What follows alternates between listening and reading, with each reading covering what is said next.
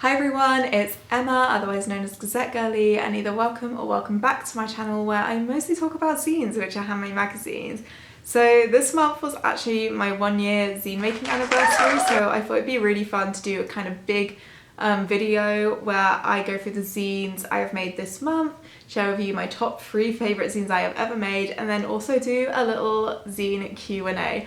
So for some reason I thought my anniversary was today when I'm filming this, which is the 28th of May, but turns out it was actually the 12th of May, so I kind of unintentionally celebrated my 1 year on the same week of me doing my first ever zine making workshop at the Vagina Museum, which was really exciting, and it was really a nice way to celebrate my 1 year of zine making, even if it was kind of like unintentional. But anyway, so we're gonna be kicking off this video with the zines I have made this month. So I'm gonna be real, I've kind of been slack on the zine making front over this month of May. I've definitely been focusing more on the workshops I've been doing. However, I did have the Rage issue of Gazette for the Girls go into print, and also I have digital copies of this too. And yeah, this was the first zine I made in the month of May. This zine means so much to me. This is definitely the biggest issue of Gazette for the Girls I've done so far. I had like almost over 40 submissions, which was crazy. It got to the point where there was so many submissions I actually had to say no to quite a few people, which was really upsetting. And doing this issue has definitely really helped me refine my skills as an editor, and I feel like I learned so much from this issue, more than any other issue I've like released in the past. And I also got really good feedback for the submission form, so I'm going to be looking into improving that as well. My heart just like goes out to everyone who contributed, even if your work didn't make it in as well. It like got to a point I had so many poetry submissions that I had to get one of my friends who's really good at English and like studied poetry in to be like, can you help me between these submissions, because like they're all so good and I'm struggling a bit. And I ended up also going for like, I have this section in the submission form where it's like, how does your work like reference the theme, which for this issue was rage in relation to girlhood. So if I felt like someone had written something really strong for that, I'd be like, okay, this is like something I'm more likely to put in the zine, because it feels like more like a really honest and authentic account, and it's like really clear what their work is trying to communicate to. So that was definitely a big part of this. And it was also like trying to keep the submissions even, so like an even amount of poetry, an even amount of like other forms of creative writing, an even amount of illustrations and collage art, which is why I had to reject quite a few people who had, because there was like a lot of poetry written, so a lot of the people I had to say no to had sent in poetry. And it was really difficult because again, everyone's work was so strong. And I don't like to, I'm a people pleaser. I find it hard to say no to people, and that was a struggle. But you know what? It was like, even just seeing the amount of people engage with this issue was like so heartwarming. So yeah, this is the first zine of May. Now, the second zine of May I made is a little different, and it is this zine here, which is my pocket altar zine. So usually it does come in this ribbon, but I kind of slid it out. I did actually film this video a while ago and then realized every single clip was out of focus, so that's fun. But yeah, this is like, it kind of opens up like a little envelope, and I wrote magic on it because it's meant to be like a mini altar, and then it kind of unfolds like this. I saw quite a few people do like fabric versions of this, or like fabric versions of like mini shrines, and I wanted to just do a paper version. It also tore a bit, and it does have like a little rip in here because I did try to manually attach the ribbon to this, but that ended up not going so well. But this I'm basically gonna keep on me in like my bag or my purse, and I find it really grounding to have.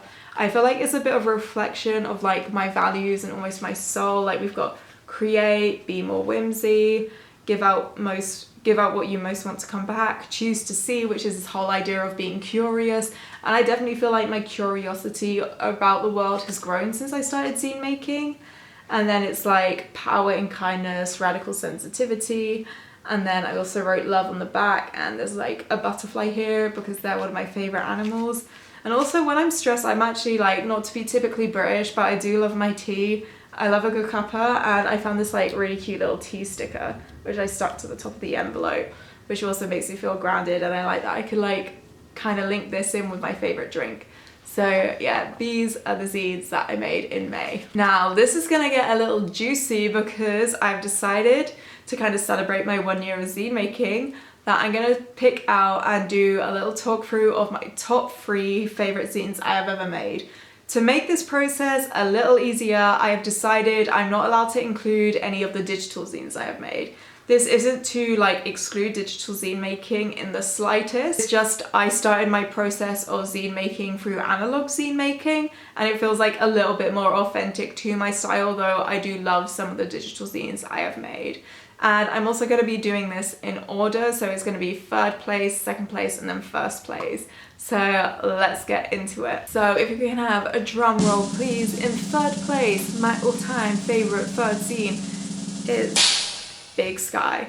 So this was actually something I made this year, and it was from one of the themes that Iwana had put out for her February zine making challenge, and it's kind of unlike any other zine I have made. It's very, very personal, and it has a lot of prose in, and I am much more of a visual girly than like a prose and writing girly.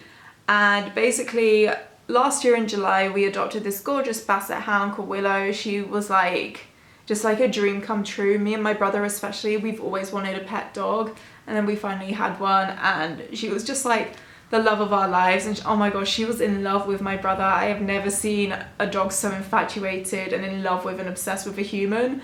Once we were on a walk and like my brother had to like get a bus or a tube, and like I was just left walking her, and she just had like a fit. She was like screaming, like howling in the streets. It was very annoying, but like it was kind of cute because she was just like, no, where's my favorite person gone?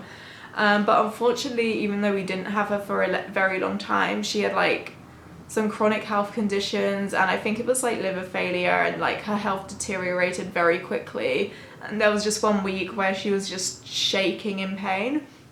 And so we decided, unfortunately, the kindest option, and this was also after speaking to multiple vets, was to put her down, and it sucked. Like it was a very, like I'm still heartbroken over it. Like I've had pet hamsters and rats before, and like I had to get one of my rats put down, and that was like in 2021, and I'm still not over it. Like animals, like I have so much love for them, and I feel like whenever they pass, it's like, it's a heartbreak I've never really healed from. But like I understand it's like, it happens, it's part of nature as well, and sometimes it is just the kindest option. So this zine I just created to kind of like speak about my grief in like a sort of like more poetic narrative format, and it was just so cathartic to make this as well. And I also like how it feels because I use like this little map as the background, and it's not as colourful as vibrant as like a lot of my other zines are, but I really, really needed to make this. And whenever I like pick up this zine or look through it, I'm just kind of reminded of how therapeutic and important zines actually are. And like, it's like, this is why I make them. Like, no one's gonna say, oh, you're like wrong for making a zine to document your grief. It's like, it's an empowering artistic process. And yeah, like my past self who made this, like I just needed to do it. And I also really like my writing in this. Maybe not my handwriting, I've never had great handwriting, but I really like what I've written in this. And it kind of just came out in like a stream of consciousness kind of way, and I thought it came out very beautiful and very honestly. It felt very authentic to me, so that is why this is my 3rd favourite zine. And then in 2nd place we have You. This is like the epitome of me being in a creative flow. I hadn't planned to make a zine the evening I made this, and I ended up ripping out a page from like one of my notebooks, some lined page, and this just ended up happening. And I think this is a testament to how powerful creative flow can be. And I just love how it came out. It is so cute. There is depth to it. This is like fabric that was from like an old like trouser. It had like tassels on it. This one fell off. And I was like, you know what? This is actually the perfect border for this zine. And I love how sparkly and colourful it is, and pink is also one of my favourite colours. And I feel like on a visual level, this just like really reflects like the aesthetic I'm about. And I just think it's cute, and I love all the sticker gems. And I actually was selling scans of this at like an arts fair I was vending at. It was actually the first ever arts fair I did. And someone bought a copy and they were like, I'm gonna go give this to my crush. And I thought that was the cutest thing ever. So yeah, I just have a special place in my heart for You.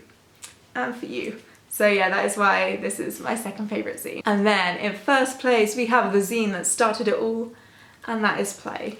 I feel like even if this wasn't the zine that started it all, I just love it so much. I feel like it just really reflects who I am as a person, and I love the depth, I love the different textures, and I feel like this is just like my sort of aesthetic and like collaging style to a T. And I just had so much fun making this, and honestly, like, I know I said it would still be my favourite even if it wasn't the first zine I made, but the fact this was like the first zine I made, it just means so much to me. Like, this is honestly the zine that started it all, and I never thought like I would be where I am now with zine making in a year's time. Not to sound like very cliche and a bit cringy, but yeah, I just love it. I'm in love with this zine. Like, I just feel like it's very powerful. Like, when I pick it up, I feel like such like a connection to it. And it's like, I feel like even if I didn't make that, if I saw that just like lying on a table at a zine fair, I would be like, oh, this is a zine I want to engage with. And the fact that I also created something that I want to engage with, even if it wasn't mine, I feel like, yeah, I don't know, it like reminds me I do have artistic power, and I can create things, and I can be creative. So yeah, that is my number one zine. So I'm now going to be moving on to the Q&A section of the video. So I'm going to be using my phone for that as I message myself the question. So I asked on Instagram a while ago, actually maybe a few months ago, if anyone had any questions for me on my zine Instagram account, which is Gazette Girly, and here they are. But I'm going to be doing these anonymously, but thank you to anyone who sent in a question.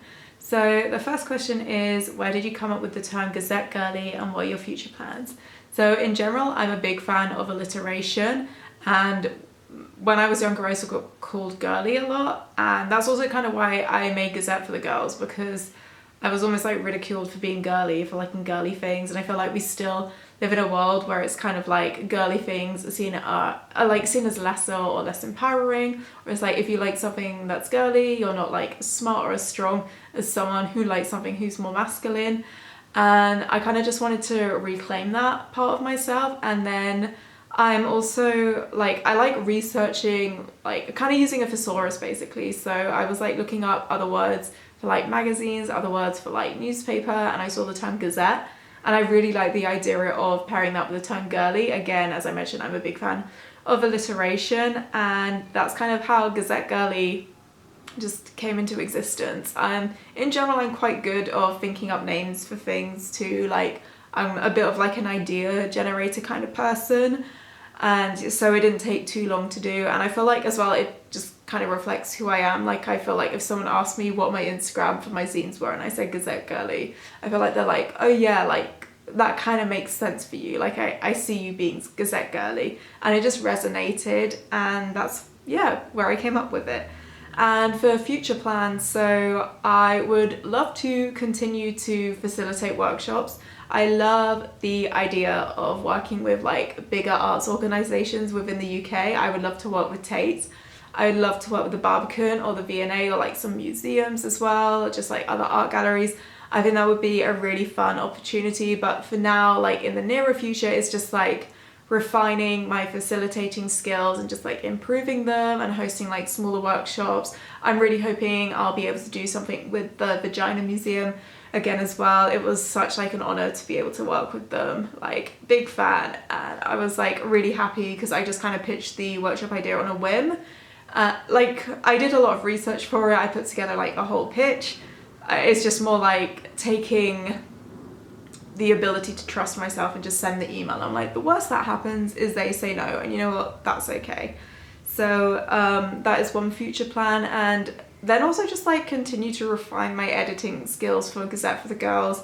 I'd like some feedback on like the submission form for the Rage issue as well, so taking that on board and just looking at ways I can just like make the submission process as easy as possible, and maybe bringing in like other people on board. Like when I had my friends help me read through all the poetry submissions, that was so useful, and I'd love to have like a small team and maybe even get some funding for it so I can like actually include more submissions too, because I feel like if funding wasn't an issue, I probably would have taken more work in the zine. So yeah, that is kind of like my future plans at the moment, and also just like growing this channel. It's been really fun just coming on here and yapping about zines. I'm enjoying it a lot, and I hope people are enjoying watching my videos too.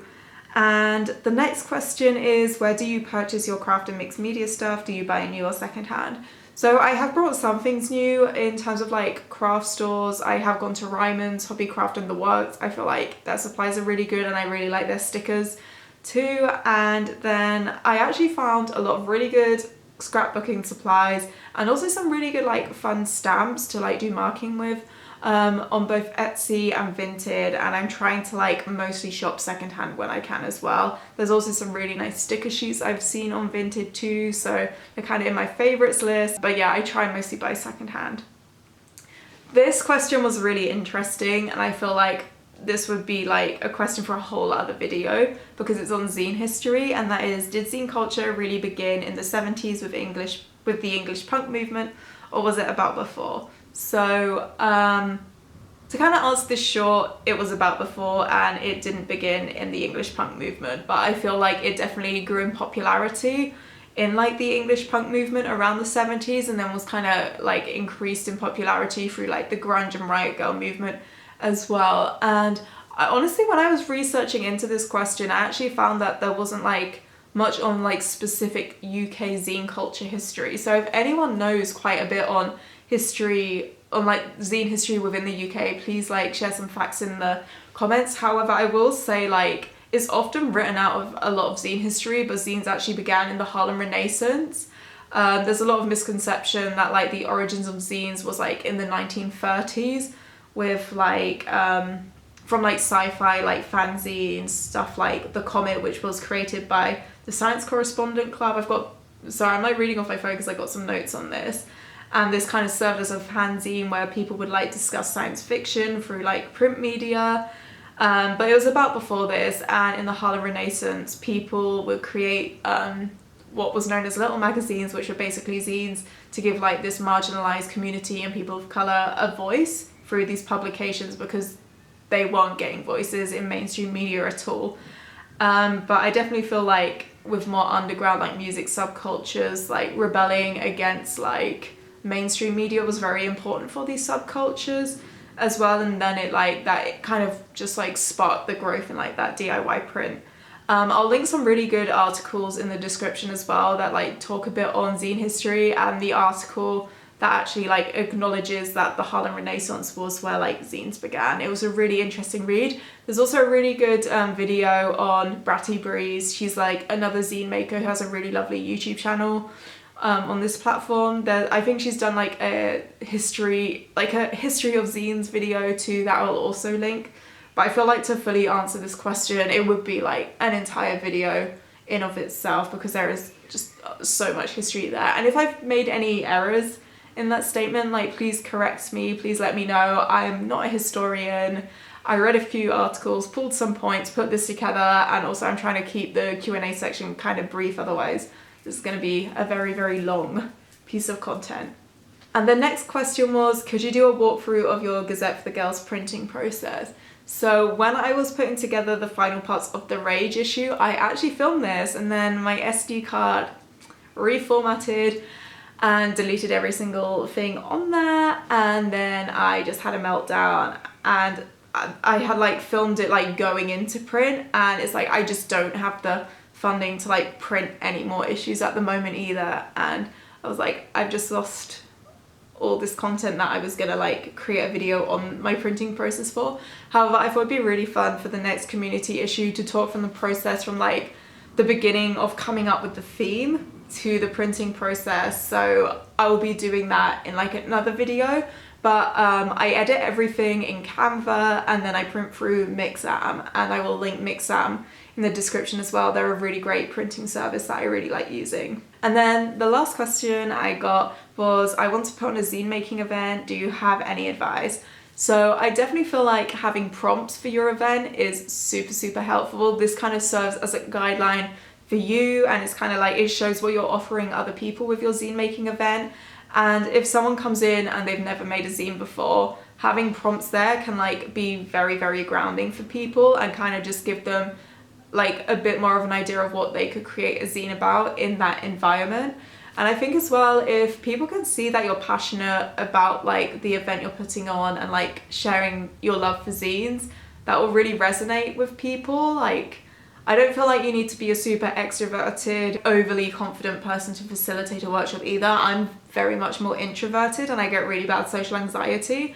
But hosting my workshops has always gone fine. I feel like as well, sometimes rehearsing what you're going to say is really helpful. Like, I find rehearsing how I'm going to teach people to do zine folds very useful too, and like just kind of going over like the prompts in my head, like how am I going to introduce them to people? Do I want to do a little speech, or if it's like a sort of come in and out of the workshop at your own pace, like if some new people join the workshop, like having a little like speech prepared so you can go over to them and just know what you're going to say, especially if you're someone who's a little more anxious like I am. But honestly, I think it's just like having the prompts there, being very prepared with your supplies, like knowing exactly what you're gonna bring to the zine workshop, giving yourself time to set up and pack down as well, super important. And then just sharing that passion. I think that's the most important part, because that's where the inspiration comes from, and that's when people can see like you love what you're like giving out to them, and that kind of influences people to want to keep making zines. And like, it's so fun at a workshop where someone's like never like made a zine before and you can like see them falling in love with the process. So yeah, that is my advice for hosting your first ever like zine event or zine workshop, and I really hope it goes well when you do host it. So that is the end of the video, and thank you so much for watching. Please like and subscribe if you want more videos similar to this one or the other ziny, zesty videos on my channel, and have a magical day.